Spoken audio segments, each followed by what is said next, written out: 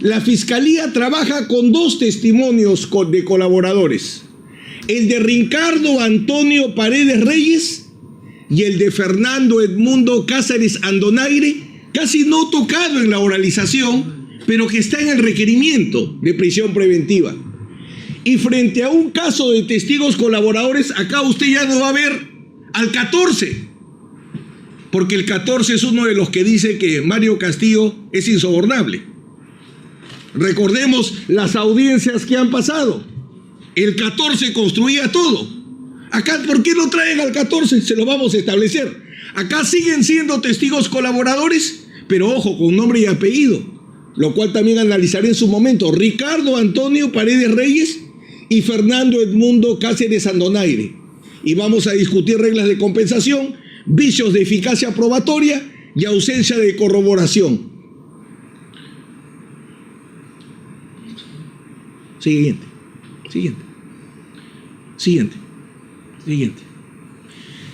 Siguiente. Vamos, ya lo que no vamos a repetir, para aprovechar el máximo el tiempo en lo que el señor juez ha indicado. Señor juez, Ricardo Paredes Reyes y Fernando Cáceres Andonaire, si usted se fija en el requerimiento, no se señala que son testigos colaboradores. Y esa es una gruesa omisión. Y no se señala explícitamente. Porque claro, como no se señala que tienen clave, entonces se piensa de que son testigos ordinarios y por tanto la valoración debe ser normal. No debe haber la corroboración de datos nucleares, por sí solos no sirven para sustentar una prisión preventiva como tampoco una sentencia condenatoria.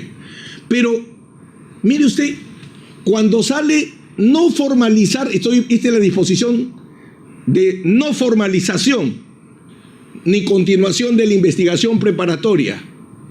Por causa de extinción sustentada en la renuncia de acción penal como consecuencia de la suscripción de un acuerdo de cumplimiento de la sentencia de homologación de colaboración eficaz de la empresa Odebrecht, declaran y se archiva Ricardo Paredes Reyes y Fernando Cáceres Andonaire. Ergo, procesalmente son testigos colaboradores y por tanto las reglas de corroboración aplican perfectamente a ellos, a pesar que el fiscal no lo reconoce expresamente.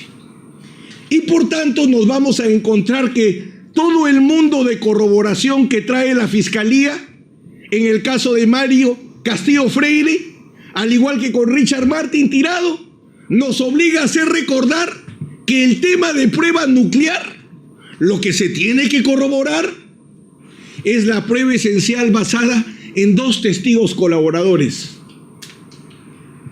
En dos testigos colaboradores y en el monto excesivo de honorarios arbitrales. Esa es la sustentación de la sospecha grave, fuerte o vehemente.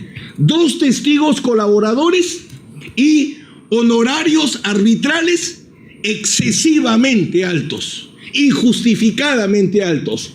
Todo lo demás, como le voy a demostrar, no corrobora el dato nuclear para nada. Por eso es vital que usted distinga si la Fiscalía trabaja con testigos colaboradores o con testigos ordinarios. Sobre el pago de sobornos indirectos, acá ya no hablamos del soborno indirecto, acá ya no es canepa en efectivo, pagando, sacando de jure de jure, no, acá es los sobornos indirectos a través de los honorarios excesivos. Los dos testigos colaboradores que les señalo, Ricardo Antonio Paredes Reyes, Fernando Edmundo Cáceres Andonaire, y esto agrega la Fiscalía recién en la formalización de investigación preparatoria y jamás en una disposición de investigación preliminar. Sí debo reconocer en las diligencias preliminares, pero no en disposición. Nunca se fijó como tema oficial de investigación, pero agrega gestiones de Horacio Canepa Torre a través de Lourdes Flores para lograr que el árbitro Mario Castillo Freire laude a favor de Odebrecht, y del saque un problema lógico, señor juez. O lo sobornaron con honorarios excesivos. ¿Por qué laudó criminalmente Mario Castillo Freire?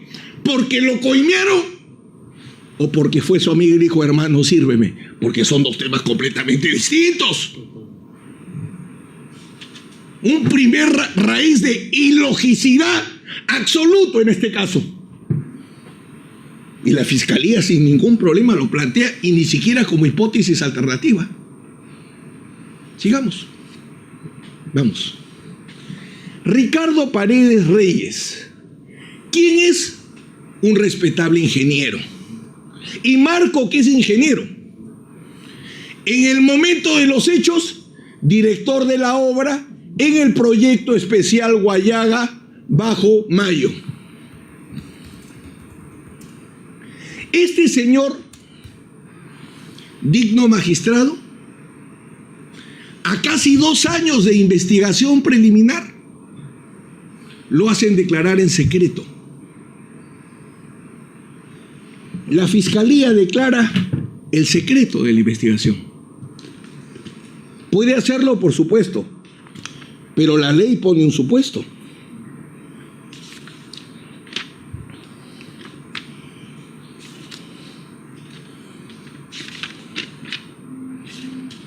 Dice textualmente: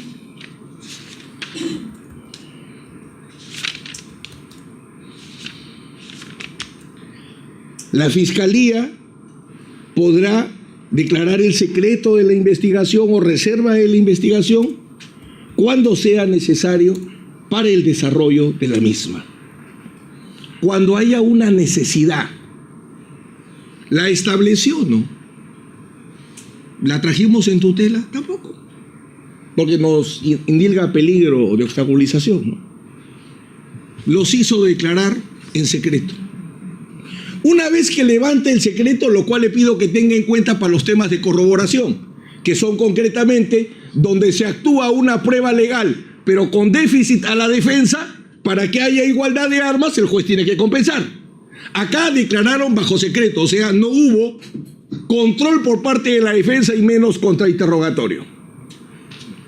Se le pregunta, en atención a su respuesta anterior, entonces ese honorario que usted señala que se pagó a cada árbitro constituía una especie de entrega de dinero o soborno indirecto. Dijo, diría que sí. En atención a lo que ya he dicho, por sus razonamientos administrativos que hace más arriba. Acá llamo su atención y adelanto, ¿esta es una pregunta directa o es una pregunta sugestiva? Porque la hace el fiscal. Y lo segundo, porque es evidente que es una pregunta sugestiva, prohibida por la ley, porque le dice, esto sería entonces una entrega de dinero, un soborno indirecto a un ingeniero. Y él le dice, diría que sí, afirmación o opinión. ¿El testigo está afirmando o el testigo está opinando? Y no está afirmando, señor juez. Sigamos. En atención a su respuesta anterior, entonces, vuelve a insistir el fiscal. Perdón, es el otro testigo, Fernando Cáceres Andonaire, el segundo, que ahora el señor fiscal lo ha calificado como el brazo derecho del anterior. Este ingeniero también se le pregunta, en atención a su respuesta anterior, entonces, ese honorario que usted señala que se pagó a cada árbitro constituiría una especie de entrega de dinero, soborno indirecto. Ahora entiendo por qué el fiscal quería preguntar solo. No me dejará mentir el doctor que no le gustan las oposiciones. Es más, discuten el derecho de la defensa a formular oposiciones o objeciones a las preguntas. Y no me dejará mentir porque honesto es. Yo creo que está profundamente equivocado, pero no discuto su honestidad. Esa pregunta, y vuelve a decir, podría decirse que sí. Podría. Claro que sí. Nuevamente, señor juez, ¿sería una opinión o sería una afirmación? Y por ganar el tiempo solo le dejo resaltado porque usted tiene las actas para que pueda leerlas completas. Mire usted, si este acto hago entrega un cuadro resumen con los honorarios del tribunal, donde se indica la resolución correspondiente con número y fechas, así como las resoluciones a su vez se anexan algunas facturas, también adjunto algunas cartas. ¿De dónde saldría lo del soborno indirecto? Para que diga podría, claro que sí. Siguiente.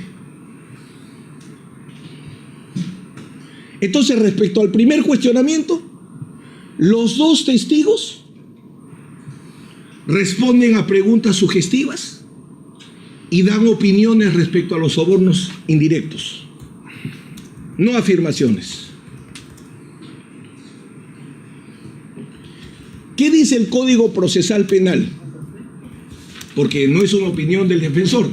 El artículo 166, numeral 3, no se admite al testigo expresar los conceptos u opiniones que personalmente tenga. Usted va a ver que los ingenieros señalan que había plazos, que tenían reclamos, que estimaban tanto mente según monto. Eso es lo que declaran los ingenieros. Y de frente el fiscal les dice, ¿eso sería un soborno indirecto? Y ellos dan una opinión. La ley lo prohíbe.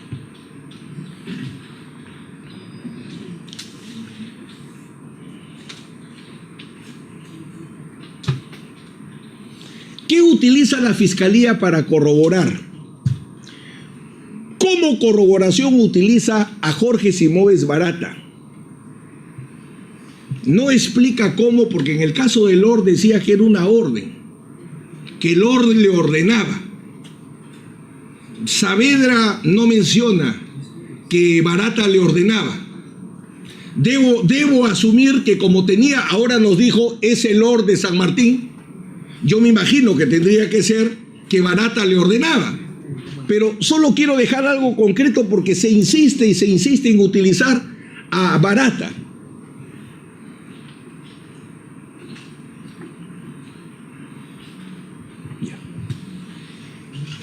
Voy a comenzar con la corroboración, señor juez. Primero, el 14 de 2017. El 14 de 2017, señor juez, nunca ha señalado a Mario Castillo Freire como receptor de sobornos directos o indirectos. O sea, jamás el colaborador 14 de 2017, ni en la primera ni en la segunda declaración, menciona a Mario Castillo Freire. Por eso es que el fiscal no lo utiliza como prueba. Sin embargo, por su necesidad termina utilizándolo como corroborador.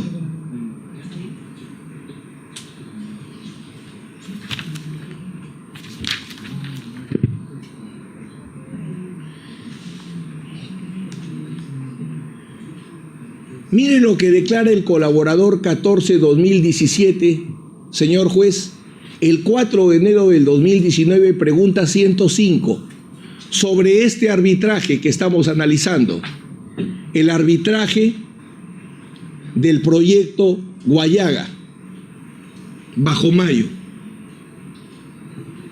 Dice textualmente que Canepa, porque está hablando el colaborador 14-2017 sobre lo que hizo Canepa, dice, el dinero, permítame resumir de frente, corresponde a una asesoría legal que Horacio Canepa hizo para verificar los documentos legales presentados al arbitraje de la carretera Sisa-Cunumbique-Zapatero, en especial todo lo relacionado a la nulidad. Servicio prestado fue el tema legal, luego del laudo parcial sobre el proceso de nulidad ante el Poder Judicial. O sea que el colaborador 14 no dice que Mario Castillo Freire haya recibido algún soborno directo o indirecto, no lo menciona. Pero además dice que lo que Odebrecht le pagó a Canepa fue un pago por un trabajo de abogacía legal, señor juez. Entonces, ¿cómo podría ser una prueba de corroboración de un caso de soborno? Si no mencionan que Castillo fue sobornado y dicen que Canepa, en este caso, sí recibió un pago legal. ¿Y eso lo dice quién? En la prueba estrella de la Fiscalía, el colaborador 14-2017, que como nadie conoce lo que hizo y no hizo Horacio Canepa.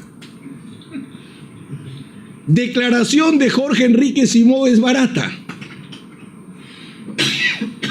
Es otra prueba de corroboración del dato nuclear, Mario Castillo Freire fue sobornado indirectamente porque solicitó honorarios excesivos como un soborno encubierto en el arbitraje en el que participó. Hemos visto el 14, 0. Vamos a Barata. Con Barata, señor juez, solamente voy a citar para no repetir. En la página 16 se le pregunta: ¿existió otro mecanismo de soborno directo o de entrega directa de dinero a los árbitros y funcionarios públicos del Estado peruano para que Odebrecht obtenga laudos favorables? Los conocimientos que tengo, que la persona nuestra para poder gestionar los procesos arbitrales era el señor Horacio Canepa. Lo que hacía con los recursos, cómo lo aplicaba, si tenía otros socios en el proceso, si tenía otras personas a quienes les transfería parte de ese dinero, es de completo desconocimiento nuestro. Página 16. Pero como ayer me quedé con la 16 o antes de ayer, perdón, y el doctor Juárez insistía, y con él hemos estado en Brasil, le hago recordar la página 31 y 32. Y vuelve a decir: usted tiene conocimiento si el señor Horacio Canepa conversaba con los otros árbitros que iban a decidir algún laudo para efectos de que estos laudos salgan por una unanimidad a favor de la empresa. Sí, hacía parte de los comités como usted, o sí hacía, sí, era uno de los árbitros que estaba juzgando, ¿no? Entiendo que sí.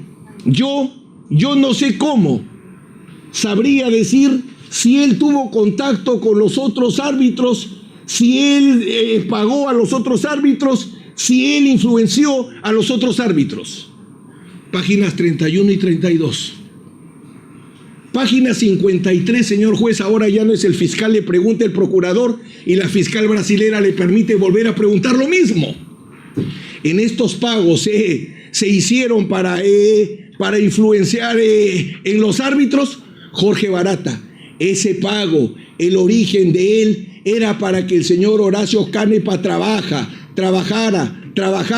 en los documentos, en las representaciones, en su sustentación, en los argumentos. Esto era la motivación y el objeto inicial de los pagos. Naturalmente, a partir del momento en que pasa a ser árbitro, no, o sea, ese pago no solo era para preparar los documentos, pero al final también, ya que estaba teniendo un voto dentro del proceso, terminaba siendo influenciado por ese voto. Con lo cual reconoce que las operaciones estructuradas eran para Canepa. O sea, lo que Barata dice, y usted lo va a ver, Barata dice: a Canepa recibía pago legal y pago ilegal. Pago legal por los servicios que realizaba como abogado, pago ilegal cuando lo metemos como árbitro. Pero el mecanismo, sobornos directos, y peor, sobornos indirectos con honorarios excesivos, 0. Y de acuerdo a la tesis del fiscal, acuérdense el organigrama, Barata ordenaba la continuación, ni siquiera la creación, la continuación del mecanismo de corrupción directo o indirecto. Esa es la tesis de la fiscalía. Siguiente. Sigamos, ya dejemos a Barata.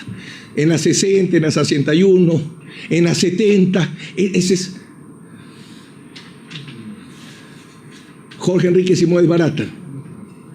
Mas él no estaba delegado para que Odebrecht para pagar sobornos a otros árbitros. Solo el señor Horacio Canepa, pero él no estaba autorizado por Odebrecht para pagar sobornos a otros árbitros. ¿Cómo puede ser prueba de cargo, señor juez? Y tantos días tenazmente insistí, hasta hace un momento usted ha visto, sí conoce al cantor. ¿Y todas esas respuestas? Los testigos no son tela que se cortan. Principio de indivisibilidad, hay que empezar a trabajar con derecho. La prueba testifical se puede dividir, le creo a esta parte, en esta parte el testigo dice la verdad y en esta parte es mentiroso. Si es mentiroso ya no se le cree. Siguiente.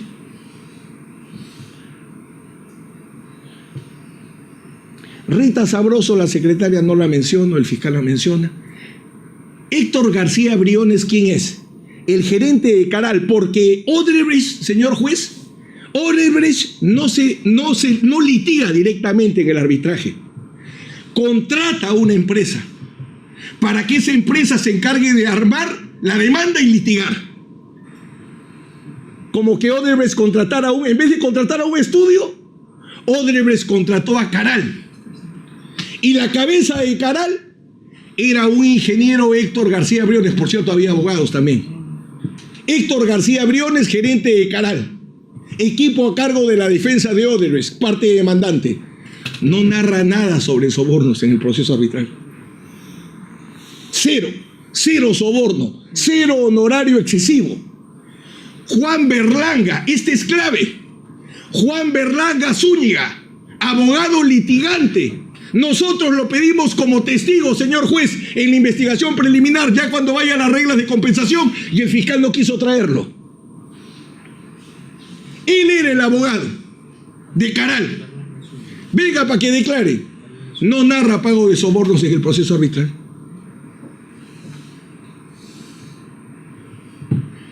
A Ricardo Paredes Reyes, esto es importante, en la pregunta 42, secreta, sin defensa, narra que Mario Castillo Freire se le debía convencer como perito altamente capacitado. Mire usted lo que dice, señor juez, textualmente. Como no lograron ponerse de acuerdo para escoger al presidente del tribunal, tuvieron que acudir al OCSE. El OCSE designa como presidente a Mario Castillo. Acá no lo visitó, no lo eligió ni el gobierno regional, ni lo eligió Odebrecht. Lo elige OCSE. Y mire, señor juez, lo que dice. El testigo estrella de la Fiscalía para este caso, Paredes Reyes. Debo manifestar que el señor García Briones manifestó que ese árbitro Castillo o dio a entender que tenía tendencia a fallar a favor del Estado y que tendríamos que contratar una pericia de parte de un ingeniero reconocido y de preferencia de su propia universidad, o sea, la PUC. Señor juez, ¿está hablando de un de un corrupto? Si le dice, este es un árbitro que falla a favor del Estado, 2 veces había laudado contra Odebrecht, y para convencerlo no le dice, hay que darle platita, búscate un amiguito, hay que traer a un perito, y mire lo que dice, a un perito de parte, un ingeniero reconocido, porque el perito que tantas veces ha ninguneado el fiscal es el perito más competente en el Perú sobre peritajes en materia de ingeniería.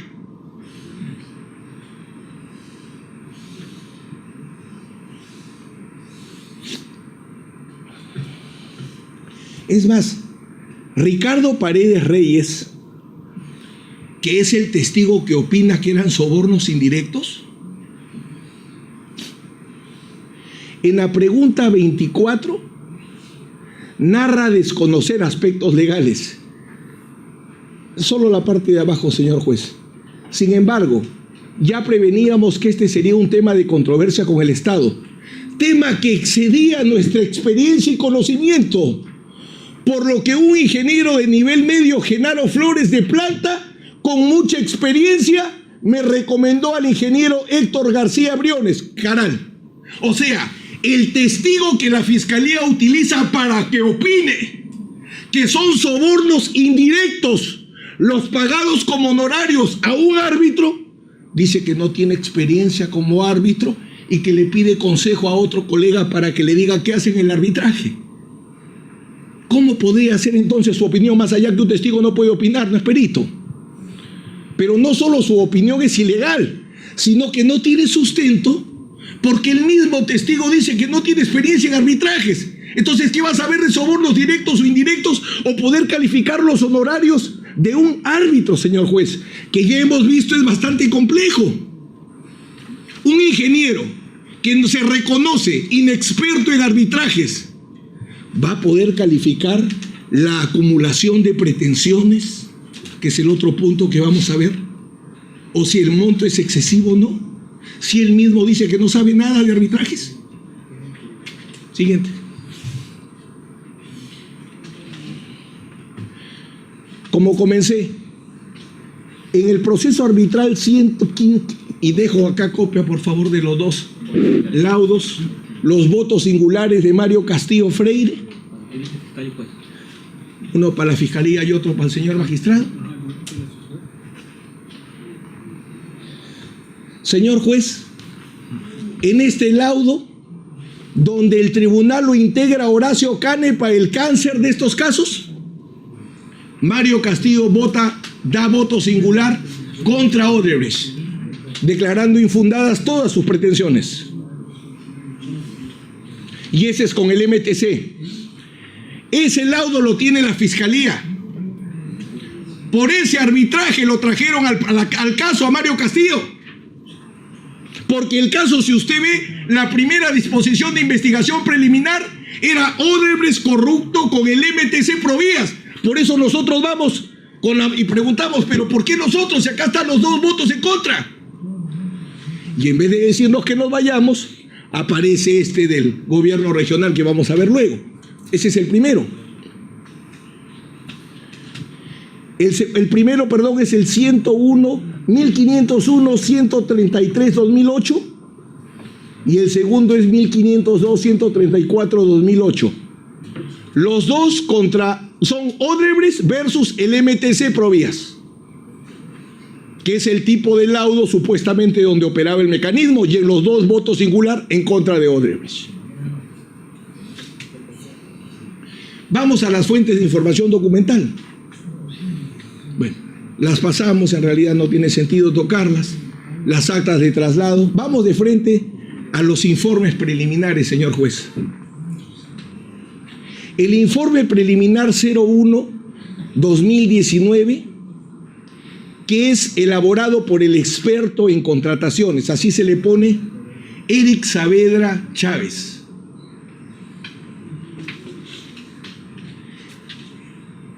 Luego tenemos, vamos uno por uno, vamos a analizarlos. Ya. Antes, regresa, por favor. Señor juez, es el informe de un abogado experto en contrataciones, supuestamente según la Fiscalía, Eric Saavedra. Es el informe elaborado por un contador, Gregorio Contreras Aguirre, y un ingeniero, Mario Yufra Chambía. Y es el informe también elaborado por un contador y el mismo ingeniero. O sea, tenemos el informe de un abogado, el informe de un contador y el informe de un ingeniero para explicar ¿qué cosa? Lo que sigue a continuación. Señor juez, el fiscal hace un momento dijo que él no tenía que recurrir a peritajes. Bueno, y es su libertad si decide no recurrir a un peritaje. Pero el problema es que la ley señala lo siguiente, que si se va a trabajar con información que proviene de un procedimiento de colaboración eficaz, esa información tiene que ser llevada al proceso penal. Y nos habla de informes, dictámenes periciales y diligencias objetivas e irreproducibles. Primera alternativa que tuvo el fiscal para convocar peritos para discutir los arbitrajes en lo que podía, vamos a ver en un momento, o este tema de los honorarios, qué cálculos aplicaban o no, pudo haberlo hecho en el proceso de colaboración eficaz y nadie hubiera sabido, y la ley le permitía trasladar esa pericia. ¿Lo hizo o no? No lo hizo. Recién en la formalización de investigación preparatoria, el fiscal está decidiendo hacer peritajes. Nosotros le dijimos para hacer peritajes, le comunicamos que teníamos perito de parte, nos pidió documentación contable, se la dimos. No tenía tiempo de hacer peritajes. Entonces, el tema que voy a reflexionar en un momento es si eso tiene un costo para saber si se puede abrir proceso con prisión preventiva o sin prisión preventiva. Si deciden en una investigación preliminar de casi 3 años no hacer pericias, y solo hago mis informes unilaterales, ¿qué pasa? Lo siguiente. Los informes policiales, preciso, señor juez, contables, no hablo de informes balísticos, no hablo de levantamiento de cadáveres, no hablo de informes criminalísticos. Los informes policiales contables, de ingeniería, incluso informes fiscales en arbitraje, no pueden formar sospecha fuerte, porque no son pericias. El señor fiscal decía hace un momento que como si fuese una discreción si un tema especializado lo puede trabajar él, es más, lo ha dicho con honestidad, con su área contable, o la ley ordena que los temas especializados, científicos, técnicos, se trabajan solo a través de pericias, donde se tiene que nombrar expertos. Pero los informes no son pericias, no son prueba anticipada y tampoco son prueba preconstituida. Tenga usted presente, señor juez, que en el nuevo modelo lo que se hace en la investigación preliminar es irreproducible en la preparatoria, salvo necesidad de ampliación. Por eso es que nosotros le decíamos, nombra a tu perito, porque nosotros queríamos el esquema de trabajar en equipo. Acá está nuestro perito, nombra a tu perito. No deseo trabajar peritos. Bueno, su libertad, pero tiene una consecuencia. Forme sospecha fuerte, sin peritos, respecto a hechos técnicos, científicos. Doctor, le resta menos de 10 minutos, 15 le concedo para que culmine. A ver, avancemos entonces. Sigamos. Señor juez, es que, mire usted, acá rápidamente, el abogado Eric Saavedra no está registrado en el OCSE. Lo estoy acompañando. El contador tampoco. Y para ser perito en materia arbitral, la ley exige que tienen que estar. O sea, ninguno de los 3 profesionales que utiliza la Fiscalía están acreditados como registros en el OCSE. Y miren, voy a solo enunciar. Yo confío plenamente en usted. Voy a solamente enunciar. Mario Castillo Freire sí está registrado. A ver. Continúa. A ver. Letrados. Compórtense. Mario Castillo Freire sí está registrado en el OCSE, sí puede ser perito. Eric Saavedra Chávez, que es el abogado que utilizó, le traigo cosas muy interesantes, señor juez. En la convocatoria CAS para que trabaje para la Fiscalía le exigen solo 10 horas de especialización y menos de 2 años de experiencia. Yo le suplico, me dio unos minutos más, si no, usted ha trabajado mucho. Ayer usted terminó maravillosamente, dijo, ha sido un día largo porque hemos trabajado temas especializados. Continúe. Entonces, este señor Eric Saavedra Chávez solo tuvo que acreditar 12 horas académicas para ser especialista en el Ministerio Público, porque ha destruido más de 20 arbitrajes. Se ha traído abajo a lo mejor del arbitraje peruano. Para ser contador, solo tuvo que acreditar 90 horas académicas el especialista del Ministerio Público.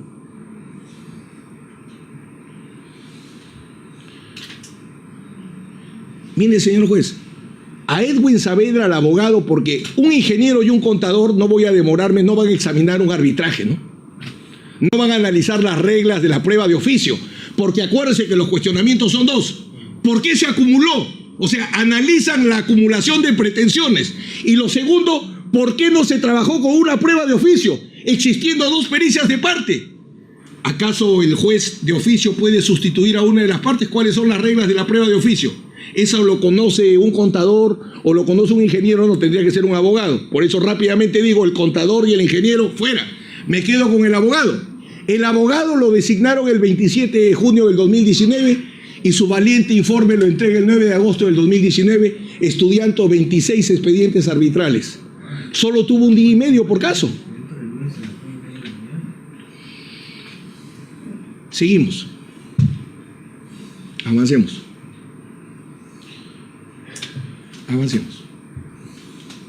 Avancemos. Sobre el monto de los honorarios. Entremos de frente a los temas a desarrollar. Ya se ha dicho que el honorario de un arbitraje ad hoc no está sujeto a ningún límite máximo. Y hasta ahora la Fiscalía no está convencida. Así que quisiera adicionar algunos razonamientos. Dale.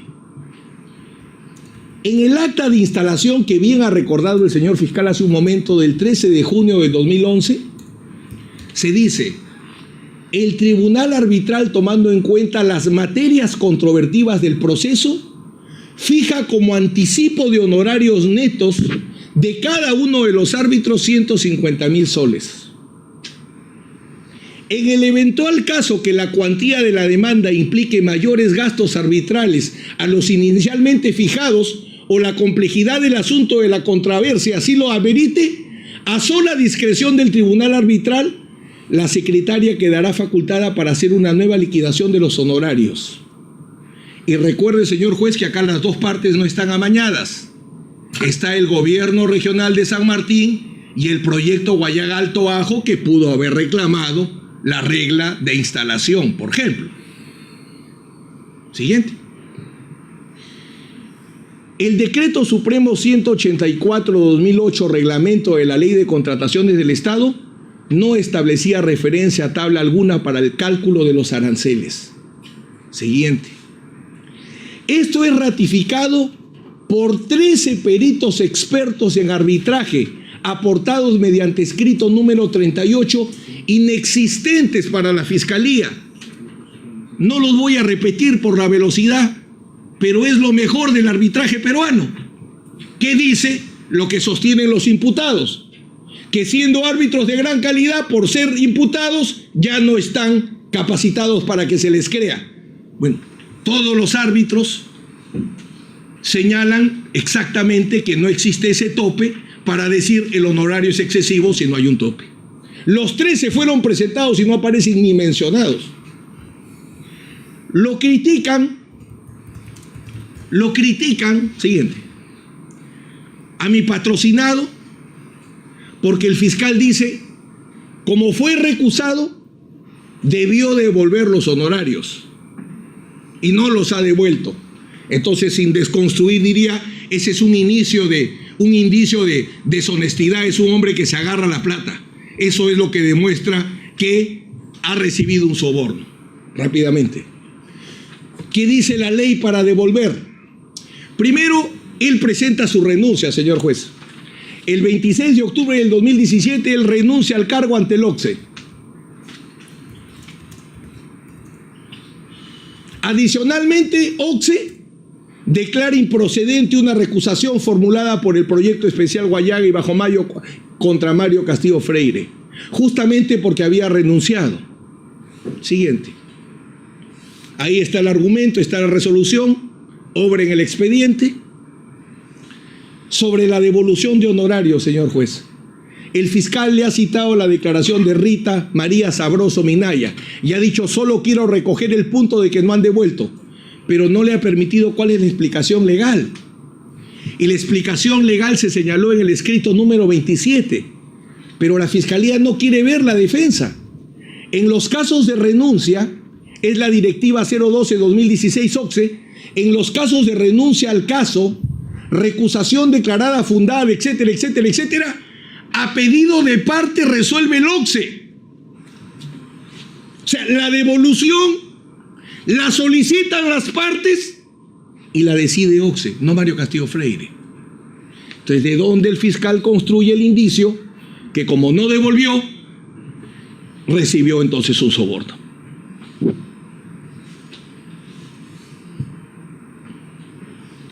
Mario Castillo informó a las dos partes con cartas, se las hemos entregado al fiscal y las partes no han respondido hasta ahora.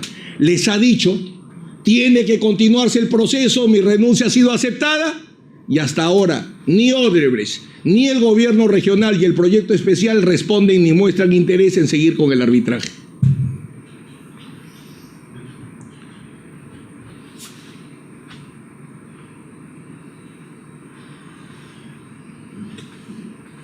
Señor juez, hubo diversos pagos, 150,000, acta de instalación con la resolución número 6, 150,000, con la 29, 350,000, con la 44, 250,000. ¿Y esto por qué? Dicho sea de paso, todo el expediente arbitral, literalmente hemos inundado al fiscal con documentos, porque le entregamos todo el expediente y no tenía ni dónde ponerlo.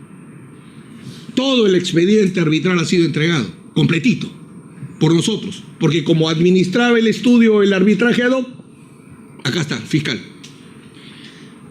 ¿Qué es lo que quiero señalar? ¿Cuántas pretensiones? Mire usted, cuando recién se fije el adelanto, El arbitraje arranca con un pedido de arbitraje. Y en el pedido de arbitraje se señalaron solo dos pretensiones: dejar sin efecto una resolución general para que la entidad pague 42 millones y pico de soles y que asuma las costas y costos. Pero en la demanda, pero en la demanda se formulan 12 pretensiones principales, objetivas y originarias, 11 pretensiones subordinadas, 2 pretensiones accesorias. Y si usted le da una sola leída a la demanda, señor juez, porque el fiscal dice, esto fue trucho. Basta solo leer la demanda y ver el objeto de cada pretensión para alguien que conozca mínimamente sobre derecho de obligaciones. Y Mario Castillo Freire, el fiscal arrancó diciendo ahora, es el monto de arbitraje cobrado más alto de la historia. Me gustaría ver dónde lo va a probar.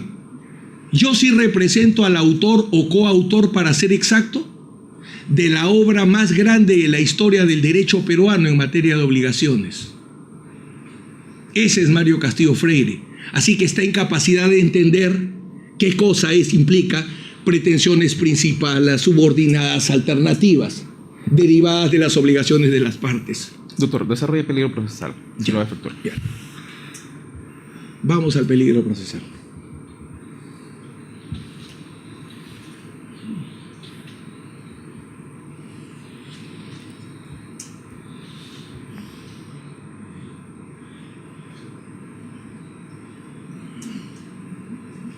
Solamente mientras que llegamos, señor juez, el recurso de anulación, porque hoy decía, se laudó, se anuló, se volvió a laudar, tú sigue avanzando hasta, se volvió, de todas las pretensiones, más de la mitad no han sido declaradas nulas.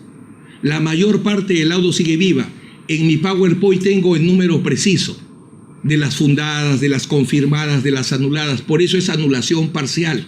Otra razón para saber cómo se va a devolver, quién va a liquidar que se devuelve.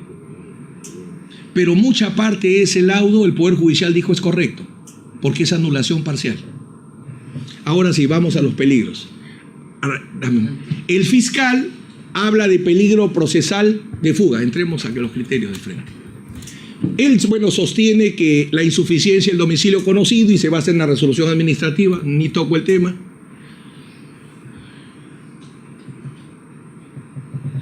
Seguimos de frente. Vamos a demostrar los arraigos. Ya. Bueno, el arraigo domiciliario no lo discute. Arraigo familiar. Mario Castillo Freire es casado con doña Laura Castra Zapata. Vamos a hacer entrega de los documentos. Y tiene un pequeño hijo. Y un pequeño hijo donde acompañamos su comprobante de pago y el seguro del Pacífico que Mario cubre tanto a su esposa como a su pequeño hijo. Y esto es fundamental a raíz de una última sentencia que logramos en la defensa del expresidente Ollantaytamala con mi hermano Alberto Tarola, donde dice que en las prisiones preventivas hay que reconocer también el interés superior del niño para discutir la pregunta que usted ha hecho 100 veces. ¿Por qué la medida es necesaria? ¿Por qué habría que destruir un hogar? ¿Por qué habría que dejar a un padre sin hijos? Y varias respuestas le han dado. Sigamos. El arraigo laboral, Mario Castillo Freire es docente principal en la Pontificia Universidad Católica, es abogado principal del estudio Castillo Freire, órdenes de servicios vigentes, y le pido tomar nota, señor juez. Estamos acompañando todas las órdenes de servicio y mire usted una que interesante, una de la Municipalidad Metropolitana de Lima. Mario Castillo acababa de ser designado abogado y estaba defendiendo a la Municipalidad de Lima en el tema de rutas de Lima, contra Odebrecht, contra OAS, y el fiscal ya lo sacó.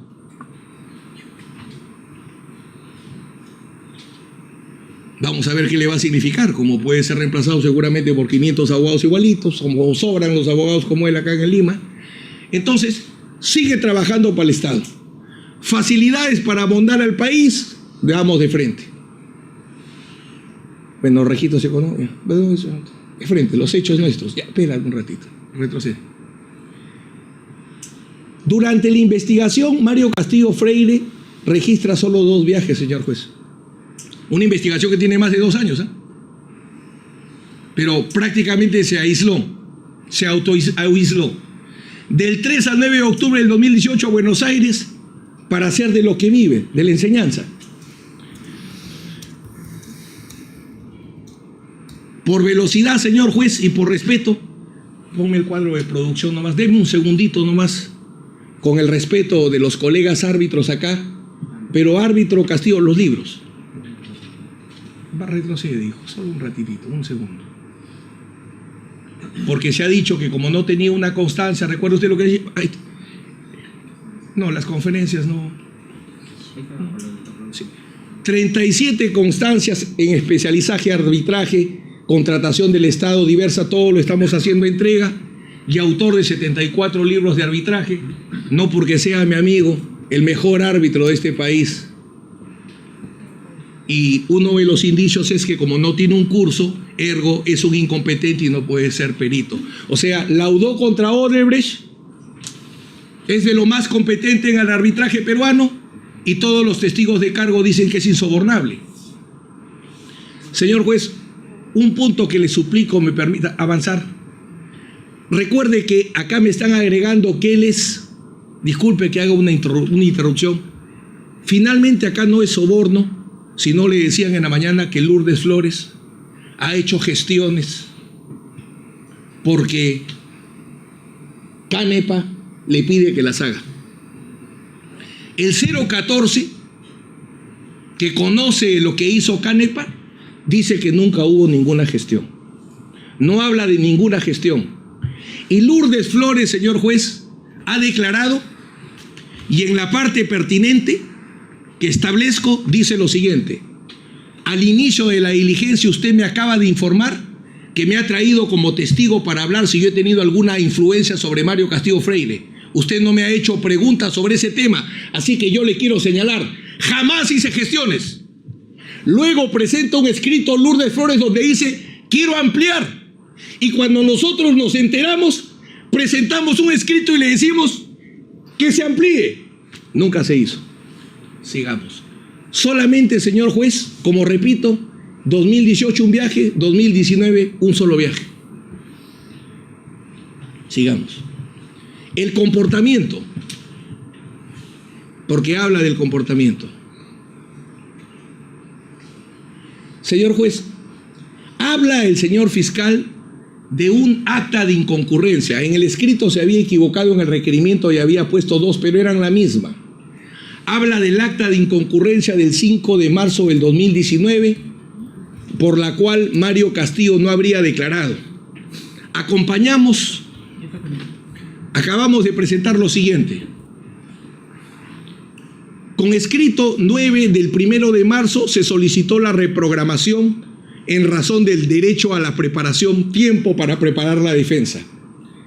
El acta de concurrencia, mire, en eso es correcto el señor fiscal, por eso no discuto su honestidad, no pone de inconcurrencia, mire, pone acta de concurrencia a pesar que no había ido, no sé si es un tema de inconsciencia, porque el 5 de marzo del 2019 dice, dicha diligencia no se lleva a cabo en razón a que el referido investigado presentó su escrito el 1/3 del 19 solicitando reprogramación de su declaración.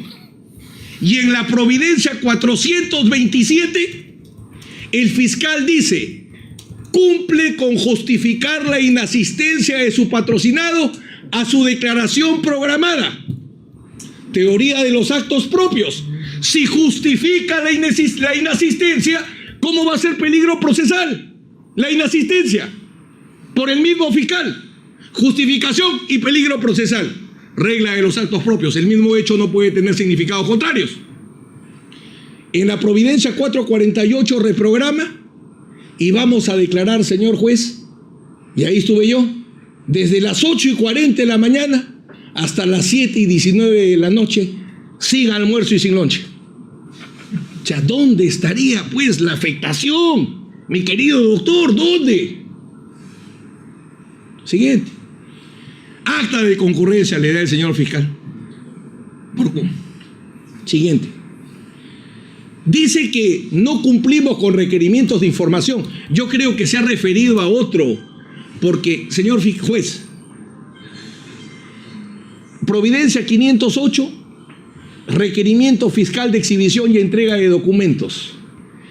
Dice que no hemos entregado esos documentos del señor fiscal y nosotros, mediante escrito 14 y mediante escrito 15 que hemos acompañado, presentamos todos los documentos del requerimiento de la Providencia 508.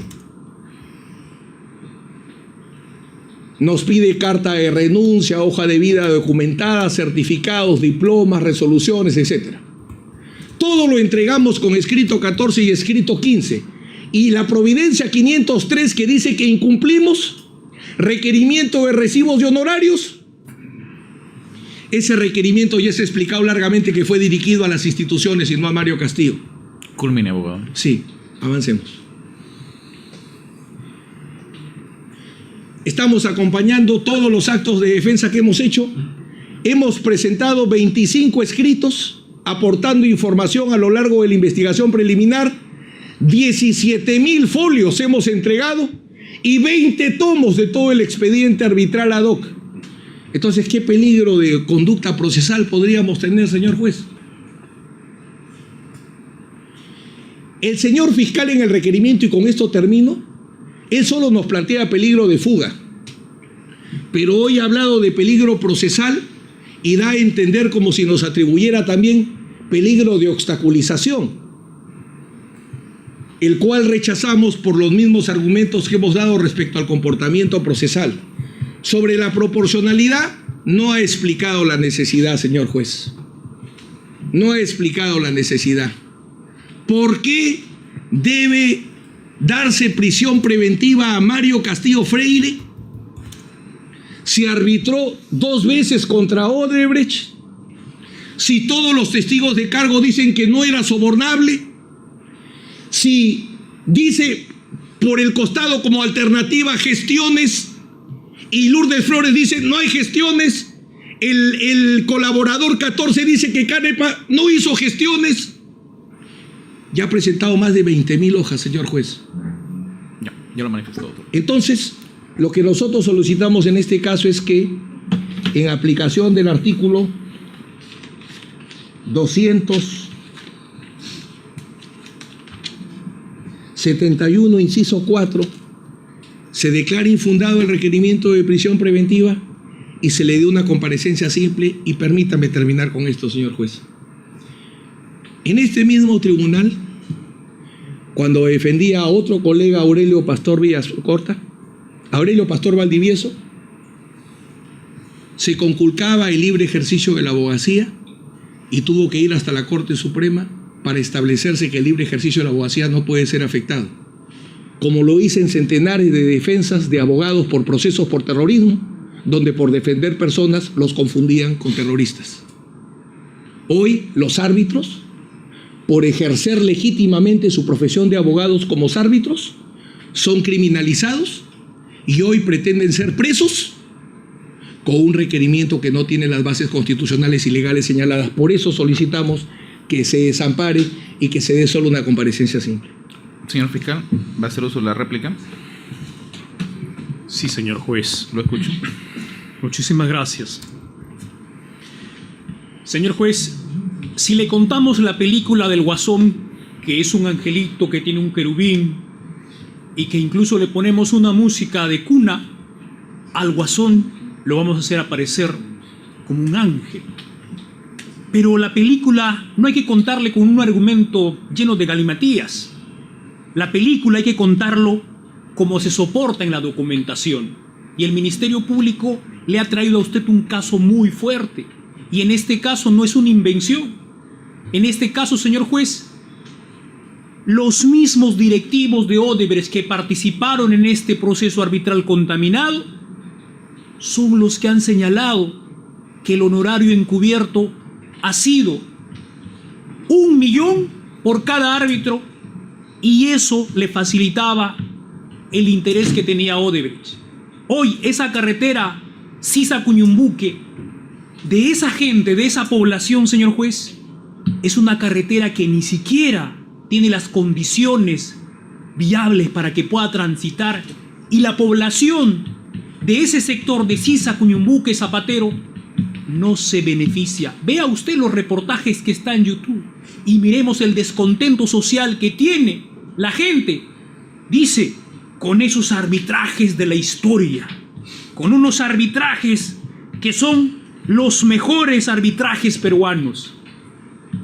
Señor, ha señalado la defensa técnica. Me voy a ir a los puntos fundamentales, porque lo demás no voy a rebatir, porque es irrebatible, porque se sostiene con la documentación que ha presentado el Ministerio Público. Ha señalado, y siempre, señor juez, voy a decir que cuando se hace una argumentación sofista, se trata de confundir, se trata de llamar a error.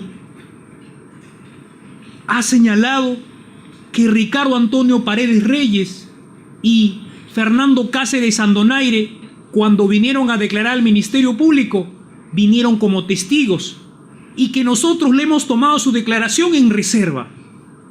Falso de toda falsedad, señor juez. La declaración que ha brindado Ricardo Antonio Paredes Reyes y Cáceres Andonaire lo han hecho en su condición de investigado, señor juez. Y me voy a remitir a la prueba documental, porque la prueba documental no miente. Y la declaración que se le toma a Ricardo Antonio Paredes Reyes es de fecha 21 de junio del 2019 a las 8:49. Como es un investigado, se hace incluso en mérito a la disposición número 22 de fecha 29 de mayo del 2019, que se le notificó a la defensa técnica del señor Mario Castillo Freire, que tiene conocimiento pleno, pero no era un testigo a ese momento que se le cita, señor juez. Y entonces, incluso si hubiera querido participar y hacer un interrogatorio o contrainterrogatorio, como ha pretendido señalar que se ha vulnerado su derecho a hacer uso de esa defensa, existe el artículo 84, numeral 4, que no le permite a un imputado que no defiende participar en esa diligencia. Lo interrumpo para preguntar, en la declaración de los imputados, ¿estuvieron acompañados para la garantía del caso con sus abogados defensores? Correcto, señor juez.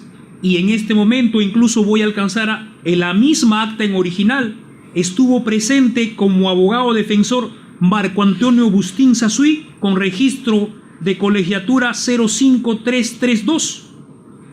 Y también estuvo presente la representante de la Procuraduría ad hoc. Señor, voy a lo principal. Le ha dicho a usted que hemos hecho una pregunta sugestiva. Claro, le ha puesto en el PowerPoint solamente la parte que puede convenir a su defensa. Y es natural, y es comprensible, y es entendible. Pero esa pregunta que le formula el Ministerio Público, ¿sabe en razón a qué, señor? Permítame leer, porque la defensa técnica se ha tomado más del tiempo que el Ministerio Público hizo su requerimiento siguiendo sus directivas, que la respetamos y la consideramos. Señor juez, a Ricardo Antonio Paredes Reyes, a la respuesta a la pregunta número 42, en el punto específico, y lo voy a leer, permítame, es un texto breve, señala: sin embargo, Caral, en el desarrollo de la demanda arbitral, hace un desdoblamiento de estos 5 presupuestos en diversas pretensiones, principales, subordinadas, accesorias, alternativas, etc., las cuales luego le sirven al tribunal que formó Mario Castillo Freire con Zapata Velasco y Espinosa Rimachi para incrementar de manera progresiva sus honorarios. Pero debo indicar que para esto, luego de presentada la solicitud de arbitraje, el tribunal ahí estima sus honorarios. Ojo aquí, señor juez. En 150.000 soles, luego de presentada la demanda, tal como he dicho del desdoblamiento, el tribunal ahora indicando y haciendo referencia a que en la demanda hay mayores pretensiones, incrementa en 150.000 soles más por cada árbitro. Entonces, en octubre del 2011, luego el 23 de mayo del 2012, el tribunal hace una sumatoria de las supuestas demandas, dice supuestas demandas, llegando a un valor superior a los 100 millones de soles como monto controvertido. E indica que debe aumentar entre 350.000 soles el honorario de cada árbitro para mantener la proporción a este supuesto nuevo valor. Señor, en la siguiente pregunta, a la respuesta número 43, se le pregunta respecto al proceso arbitral de Sisa Cuñumbuque, ¿cómo fue el pago de los honorarios? Y ahí precisa fundamentalmente, con respecto al pago de los honorarios, el tribunal arbitral emitía resoluciones indicando los nuevos montos de los honorarios arbitrales